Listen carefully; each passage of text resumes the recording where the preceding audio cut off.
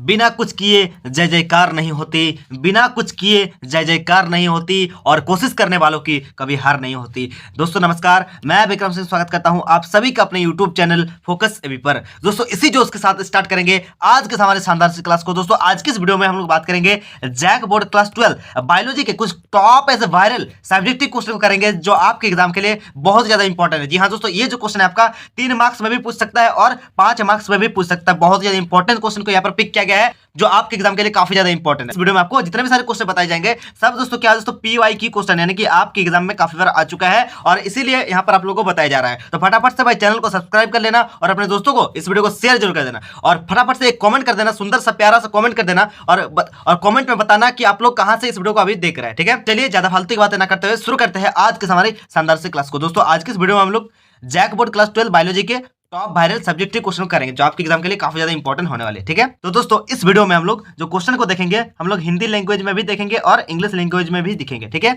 इसलिए घबराना बिल्कुल नहीं, चैनल पर नए हो चैनल को सब्सक्राइब कर लेना, दोस्तों को इस वीडियो को शेयर कर देना क्योंकि ये सारे क्वेश्चन आपके एग्जाम के लिए काफी ज्यादा इंपॉर्टेंट है। एग्जाम में 100% चांस है कि दोस्तों ये सब क्वेश्चन आपके एग्जाम में आ जाए। ठीक है, सेम टू सेम। तो चलिए ज्यादा फालतू की बातें ना करते हुए शुरू करते हैं आज की हमारी शानदार सी क्लास को। तो दोस्तों चलिए सबसे पहले देख लेंगे हमारा क्वेश्चन नंबर 1 को। क्वेश्चन नंबर 1 आपके एग्जाम के लिए काफी ज्यादा इंपॉर्टेंट है। क्वेश्चन यहाँ पर पूछ रहा है कि what is the difference between asexual and sexual reproduction. मतलब यहाँ पर पूछ रहा है दोस्तों आपसे कि अलैंगिक जनन और अलैंगिक जनन के बीच यहाँ पर आपको अंतर बताना है कि इन दोनों में क्या डिफरेंस है। यहाँ पर आपको बताना है कि एसेक्सुअल रिप्रोडक्शन और सेक्सुअल रिप्रोडक्शन में क्या अंतर है, यहाँ पर आपको बताना है। ठीक है, चलिए इसका हम लोग क्वेश्चन हिंदी में भी पढ़ेंगे। यहाँ पर हिंदी में क्वेश्चन पूछ रहा है कि अलैंगिक और लैंगिक प्रजनन में क्या अंतर है। यहाँ पर आपको बताना है कि अलैंगिक और लैंगिक प्रजनन में क्या अंतर है। चलिए इसका आंसर हम लोग देख लेते हैं। इसका आंसर यहाँ पर हो जाएगा कि one of spring is produce by a single parent with और without the involvement of gamete formation the reproduction is asexual.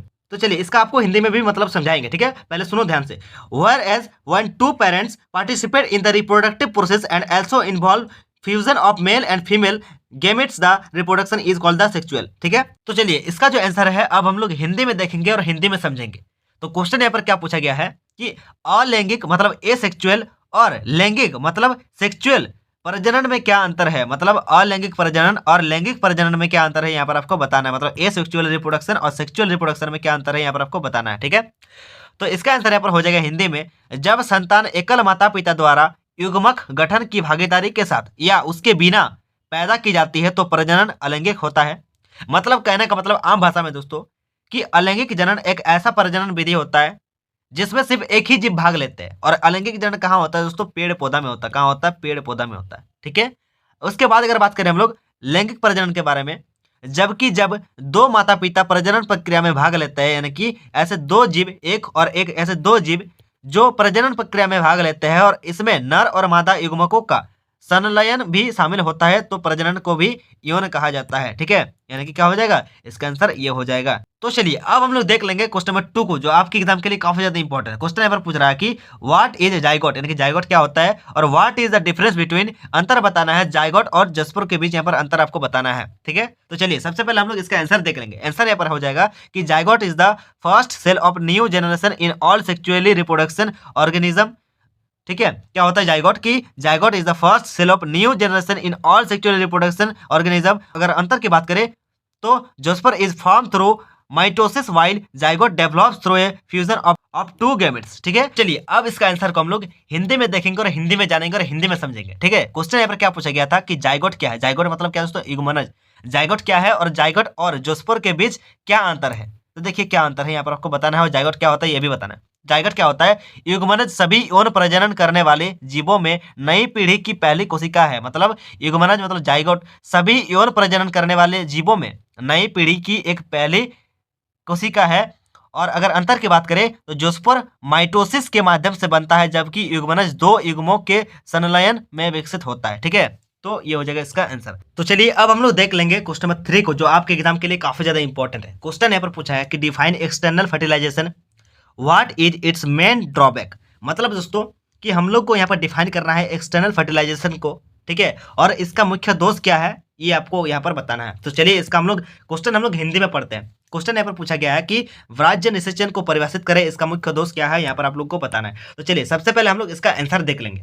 ठीक है, और उसके बाद हम लोग इंग्लिश में समझेंगे और इंग्लिश में पढ़ने के बाद हम लोग उसको हिंदी में क्लियर करेंगे। ठीक है, कि क्या कहा गया है। तो चलिए इसका आंसर हम लोग देख लेंगे क्या हो जाएगा कि external fertilisation is the fusion of compatible gametes outside the body of organism, example frog, it's occurs only in aquatic medium. मतलब दोस्तों यहाँ पर पूछ रहा है कि वाइजन निषेचन को हम लोग को परिभाषित करना है, मतलब एक्सटर्नल फर्टिलाइजेशन को हम लोग को डिफाइन करना है। तो वाइजन निषेचन होता क्या है कि एक्सटर्नल फर्टिलाइजेशन होता क्या है कि वाइजन निषेचन जीव के शरीर के बाहर संगत युग्मकों का एक संलयन है, एग्जाम्पल मेढक। दोस्तों इसका जो मुख्य दोष है कि इसका जो दोष है दोस्तों ये जलीय माध्यम में ही होता है, यानी कि जो जीव जल में रहता है सिर्फ उन्हीं जीवों के बीच ये निषेचन होता है, जिसको हम लोग क्या बोलते हैं, वाइजन निषेचन बोलते हैं। ठीक है, जैसे मेढक में होता है, मछली में होता है, तो इसको हम लोग क्या बोलते हैं, वाइजन निषेचन। ठीक है, जिसको हम लोग इंग्लिश में क्या बोलते हैं दोस्तों, इसको हम लोग क्या बोलते हैं, एक्सटर्नल फर्टिलाइजेशन। ठीक है, तो एक्सटर्नल फर्टिलाइजेशन क्या होता है, is the fusion of compatible gametes outside the body organism. ठीक है, चलिए तो चलिए अब हम लोग देख लेंगे क्वेश्चन नंबर 4 को, जो आपके एग्जाम के लिए काफी ज्यादा इंपॉर्टेंट क्वेश्चन है।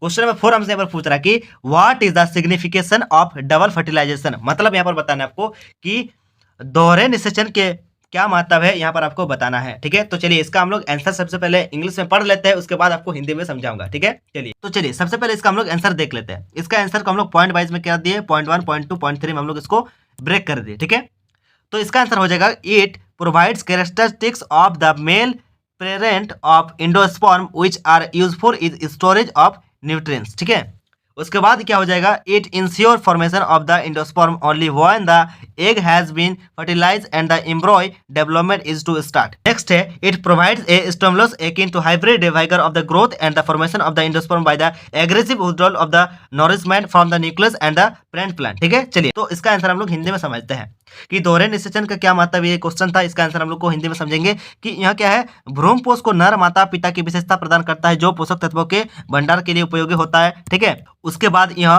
भ्रूणपोष का निर्माण तभी सुनिश्चित करता है जब अंडा निषेचित हो चुका हो और भ्रूण का विकास शुरू हो।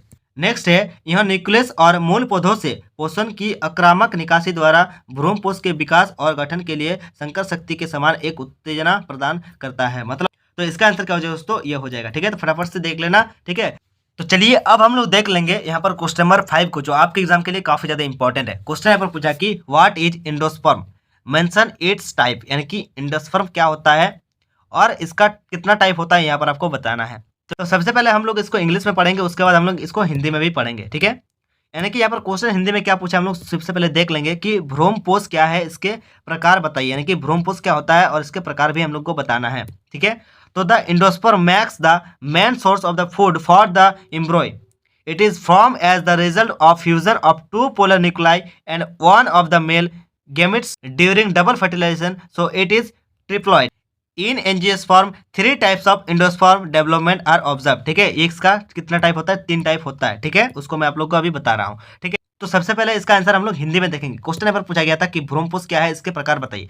तो भ्रूणपोष भ्रूण के लिए भोजन का मुख्य स्रोत बनता है। यह दोहरे निषेचन के द्वारा 2 ध्रुवीय नाभिकों और एक नर युग्मक के संलयन के परिणाम स्वरूप बनता है, अतः यह त्रिगुणित त्रियन होता है, यानी कि त्रिगुणित होता है। आवृतबीजी पौधों में 3 प्रकार के भ्रूणपोष विकास देखे जाते हैं। तो क्या क्या होता है मैं आपको बता रहा हूँ।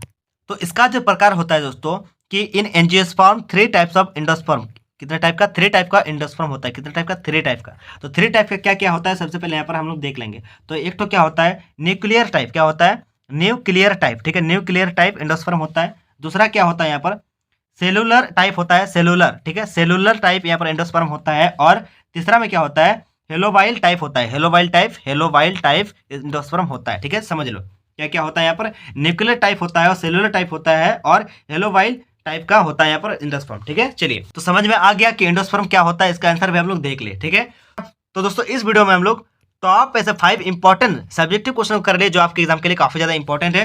ठीक है, बट चैनल को सब्सक्राइब कर लेना, अपने दोस्तों को इस वीडियो को शेयर जरूर कर देना। देखिए मैं आप लोगों को ज्यादा डिटेल से नहीं समझाया, ठीक है, क्योंकि आप लोगों के लिए टाइम बहुत ही कम बचा है, इसीलिए हम लोग जितना शॉर्ट में हो सके उतना शॉर्ट में करके निकल गए।